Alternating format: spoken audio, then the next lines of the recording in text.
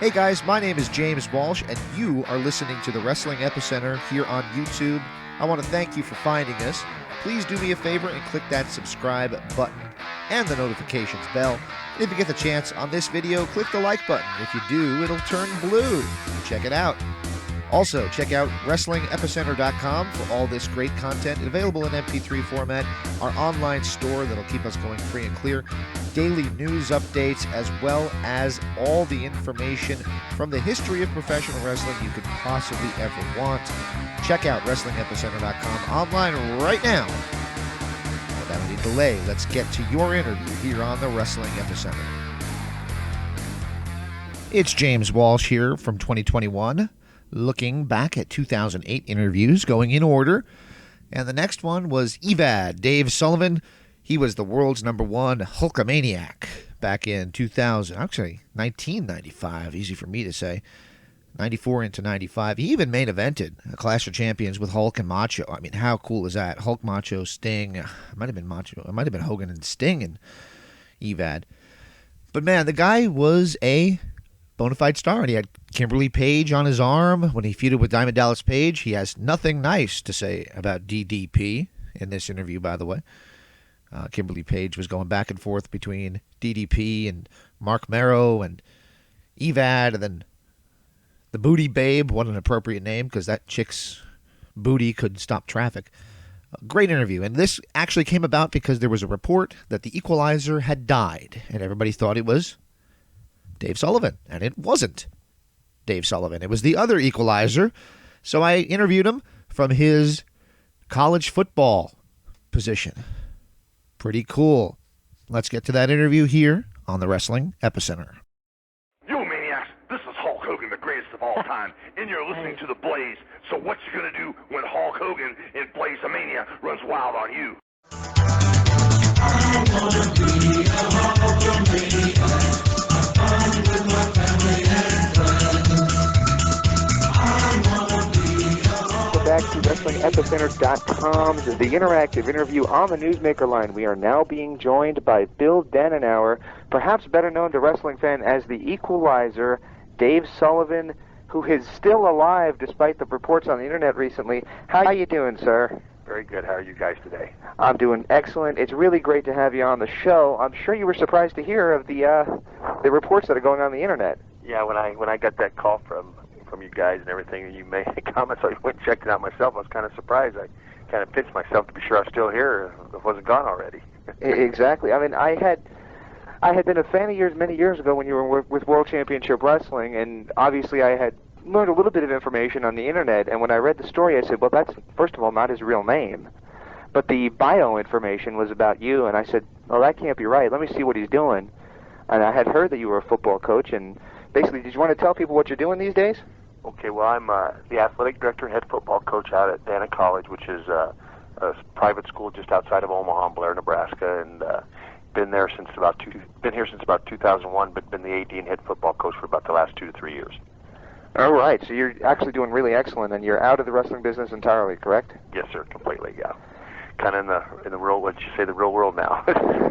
Now, do you miss it? Do you miss getting in the ring? Oh, I think you do at times, but then I look at Flair and I'm like, oh man, when is he ever gonna, you know? And he's older than I am, and he's still going strong. So you just kind of look at it and just go, wow. And at times I miss it, but at times I'm glad my body is still in one piece. So I take it you don't think that it's a good idea to stay in there forever like some of them do? I think it's hard. It's got to be hard on your body because I still get aches and pains. I think it's a combination of playing football and wrestling, but still, it hurts. It hurts, you know, and it's just the age thing that comes along as you get older, and it happened to all of us. And with the bumps and bruises you get in the ring, it happens a little bit more. All right. Well, I have a couple questions that came in from our forums when I announced that you were still with us, still alive, still kicking, and we wanted to bounce a couple of those questions off of you. Of course, the one you probably get asked more than anything from those who recognize you from the wrestling world, and that is, how did you get involved in the crazy world of wrestling? Well, I was coaching and teaching down at Washburn University there in Topeka, Kansas, and got a chance to meet Bob Geigel and Harley Race, and they kind of talked me into it when I was out recruiting and visiting those guys one time. And so I started breaking in with them guys, and then went up to Portland with Len Denton up there, and he broke me in anymore, and started working there for Don Peterson, I think it was, and his family and organization up there for Roddy, and before you know it, I was taking off, and I was in the WCW. So it kind of started out slow, then kind of built up quick. Ben's still doing good, by the way. I just talked to him fairly recently. He's really a nice guy, isn't he? Yes, he's a great guy. Great friend and great guy. Is he down in Texas or still in Oregon? He's still in Oregon. Up until about a year and a half ago, he was actually representing Piper as his agent, but now he's back to just doing his own thing. Okay, is he still in Portland? He's still in Portland. He's trying to start up a wrestling promotion up there, and I think he's owning a shop of sorts up there now as well. Well, if you do talk to him, tell him I said hello. He's a good friend, and he was a great teacher and mentor in the game. Absolutely, one of the nicest people I deal with on a regular basis. Alrighty, well, the first character you had, again, this is coming from Griffin from the forums, wanted to know about the Equalizer character. I remember watching him when I was a kid and thinking, this guy is deranged. What happened with that character? What was that supposed to be? Well, it was kind of, and Lynn helped me build down, to be honest with you. Lynn helped me build that up, and he wanted something crazy and kind of barbaric because it kind of fit my personality, and he knew me a little bit when I was a football player, so we kind of built on that, and that's how it started, and kind of grew into it, and made it my own there for a while. Exactly. Now, you are a football coach now, and you mentioned that you played football previously. What was your extent of your football background? Well, I played here at Nebraska at Omaha, UNO down here in Omaha, and then I was had a tryout with the Steelers, and was them back in '81. Now I'm going to give you my age here, and then when they let me go, the Colts picked me up, and I was there for a little while before they moved to Indianapolis, and then they let me go, and then I played with the Breakers before the USFL went defunct, and then after that I went back and finished up my education and started coaching. Excellent. And I take it football is obviously your first love then. Yeah, I did enjoy my time wrestling-wise. I had a lot of blast. I mean, met a lot of great people and enjoyed the time doing it, but football is still my first love, yes. Oh, absolutely. I think most of us, from growing up, we love wrestling, we love football. I mean, playoff games have been excellent. It's been one of the better years for playoffs, so I think we're all excited about the NFL and football these days. You betcha. It's been a great year. It's been fun to watch. Now, I got to ask you this, from your wrestling ties, and got to ask you, what did you think of the XFL? I thought he tried to do too much wrestling with the football. Football's a different audience, and I think he tried to make it too much a combination of wrestling and football, and I just didn't, I had a hard time selling that way. Football's their own format, just like wrestling's its own format, and to combine the two, I just think it's hard for the viewers. Right. Now, you were a Smash Mouth style wrestler, you were very much a brawler, you were able to do a lot in there, so obviously a lot of that did come from your football background. So what did you think of having to play a more sports entertainment type character as Evad? I took a little bit of adjustment with that first, and that was kind of Kevin, and WCW kind of come up with that, and working with Kevin was kind of fun too. So, but that was kind of a character that come. That was a little bit different. Yeah, it was. You always had to really get yourself put into character to do that.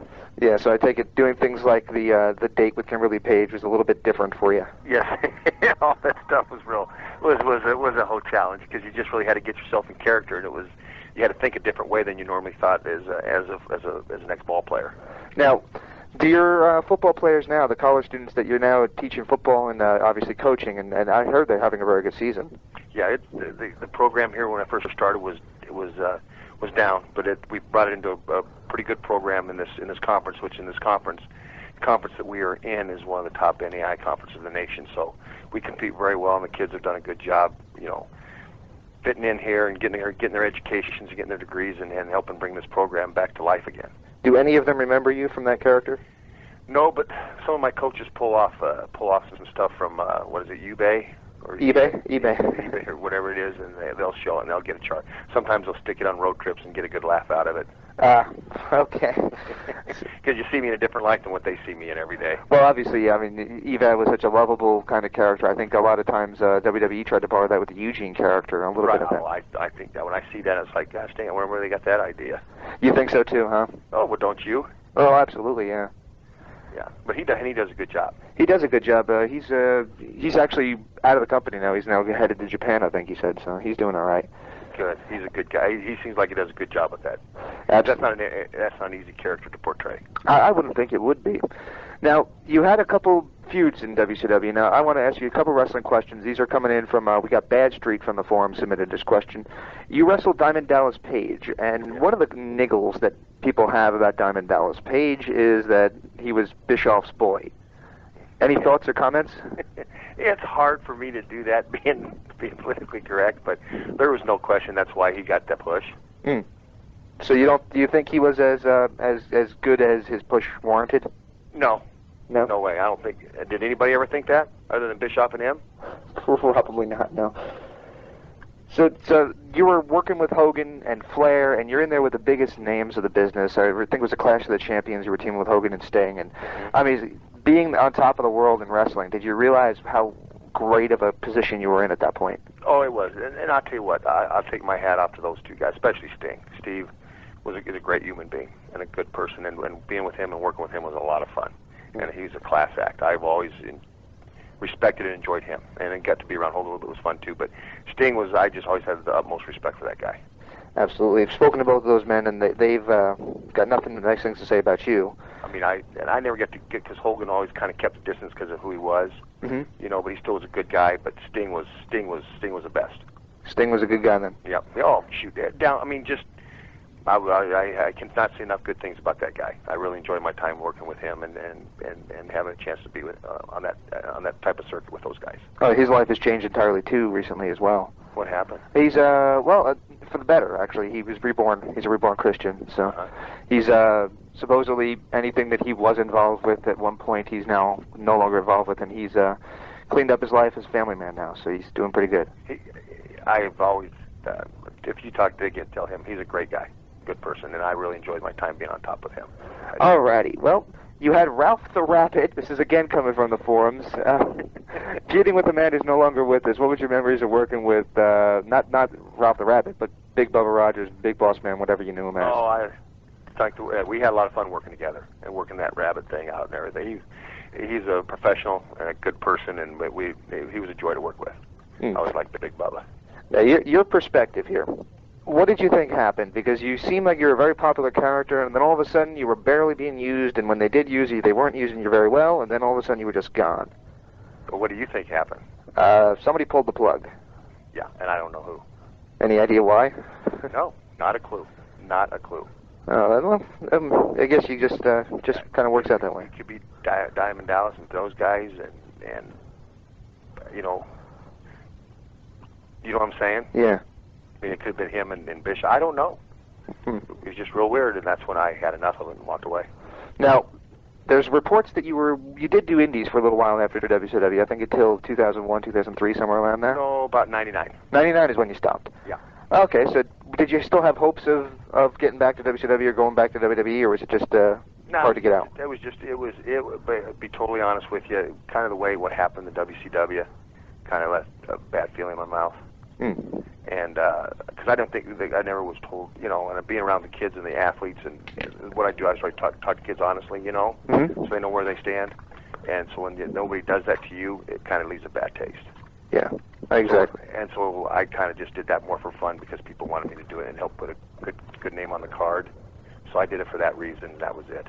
So obviously, being from Nebraska, going to the Nebraska University and all that, I guess it was a natural fit to return back to Nebraska to coach football. Well, I like it to be warmer here. I did like to be in the South because it was a lot warmer than up here. Right now it's below zero, so that part of Nebraska I could do without.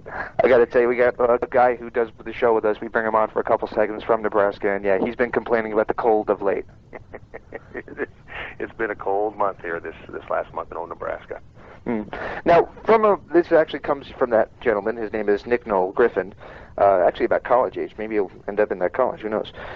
He wanted to know what you thought about, you know, obviously being a football player, you're used to real athleticism, and then you're in matches where you're doing crazy stuff like with the Nasty Boys. And does it take a different mindset to be a pro wrestler than it does to be a football player? A little bit different because you know you're there to put a show on. Right. It's part of what you're doing. Where football, you're there, it is entertainment, but it's a different kind of entertainment. You know what I'm saying? And it's just, mentally it takes a little bit different. It does. Because I would think that the mindset of, I'm going to hurt myself, but I know I'm going to do it, would be completely different of, this guy's going to kill me because I got the ball, you know? Yeah, it's true. Yeah, it is. That part is totally different, but it's just I can't explain it right off the top of my head, but it is. It's a different mindset than preparing yourself mentally for a football game. Alrighty, so like I mentioned, there was reports. It was actually reported on WrestlingFigs.com, and they're very reliable. I have nothing but nice things to say about them. But when I saw it, I thought I might want to bring it to your attention that you were no longer with us. So basically, to the fans that were upset and were typing the emotional messages, you know, I love this character, blah blah blah. Not blah, blah, blah, but you know what I'm saying. For those fans that remembered you fondly, and now that you're still around, did you have anything you wanted to say to those fans? I appreciate their cards and letters and stuff like that. I'm glad I'm still here on this old green earth. I'm still kicking above ground, still below ground. I was kind of fun. When I got your message, I was in here talking to my quarterback. He said, "Well, Coach, if you're dead, I'm dead." I said, "I know. We shouldn't be here." So it's good to be here, and I appreciate their wishes, and I'm glad they said what they said. I appreciate that. Excellent, excellent. And where can fans find out more about your coaching days and everything like that at Dana College? At www.dana.edu. Dana.edu. Oh, right. Well, thank you so much, sir, for coming on the program. I think we're all glad that you're still with us, and I'm glad that we were able to find you, because I had been, actually, I got to tell you a quick story. Back in 2005, I was talking to a friend of mine, and we were trying to find you, and we found articles about you, but we just couldn't find your office number or anything like that. So I'm glad that it might have taken a near tragedy, or what was reported as a tragedy, to get a hold of you, but I'm glad we did, and I really do appreciate your time and for coming on with us. You betcha, and thank you, too. Thank you, sir. All right, man, thank you so much. I really do appreciate that. You betcha, and you have a good day. You as well. Best of luck to you with the football. Thank you. Take care. Bye-bye. Bye-bye. Hey guys, it's James Walsh here from the Wrestling Epicenter. I'd like to thank you for finding us here on YouTube. If you get the opportunity, please click that subscribe button, as well as the notifications bell. This way, anytime that we upload any new content or new-to-you content from our archives dating back to 2002, you'll be notified. You can check out what we're up to. Please also check out www.wrestlingepicenter.com for all your wrestling news and information needs, as well as check out our store to keep us running free and clear. Without any further delay, let's get to why you're here.